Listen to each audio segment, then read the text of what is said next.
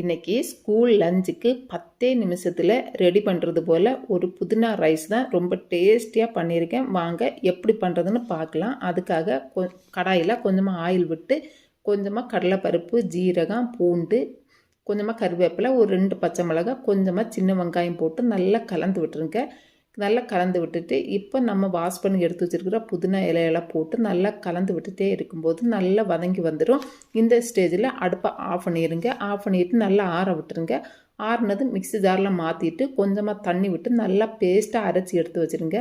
இப்போ அதே கடாயில் கொஞ்சமாக ஆயில் விட்டுட்டு கொஞ்சமாக கடுகு, கொஞ்சமாக வேர்க்கடலை போட்டு நல்லா கலந்து விட்டுருங்க. வேர்க்கடலையோட கலர் கொஞ்சம் சேஞ்ச் ஆனதும் கொஞ்சமாக கடலைப்பருப்பு, கொஞ்சமாக உளுந்தம்பருப்பு போட்டு நல்லா கலந்து விட்டுக்கலாம்.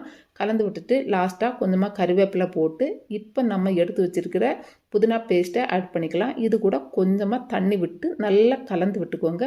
கலந்து விட்டுட்டு இப்போ நான் லாஸ்ட்டாக 1 டீஸ்பூன் அளவுக்கு தயிர் ஆட் பண்ணிக்கிறேன். தயிர் ஆட் பண்ணிவிட்டு நல்லா கலந்து விட்டுருங்க. இது கூட கொஞ்சமாக உப்பும் ஆட் பண்ணிக்கலாம். கலந்து விட்டுட்டு இப்போ இதில் உள்ள தண்ணி எல்லாம் அப்படியே வற்றி எண்ணெய் நல்லா தெரிஞ்சு வர்ற அந்த ஸ்டேஜில் இப்போ நம்ம எடுத்து வச்சுருக்கிற ரைஸை ஆட் பண்ணிக்கலாம். ரைஸை ஆட் பண்ணிவிட்டு நான் கொஞ்சமாக உப்பு ஆட் பண்ணிக்கிறேன். நீங்கள் ரைஸில் உப்பு போட்டு வேக வைக்கதா இருந்தால் உப்பு ஆட் பண்ணிக்க வேண்டிய தேவையில்லை. நான் உப்பு போடாததுனால உப்பு போட்டுக்கிறேன். இப்போ நல்லா கலந்து விட்டு எடுத்தாச்சுன்னா சூப்பர் ஒரு டேஸ்டியான புதினா ரைஸ் ரெடி.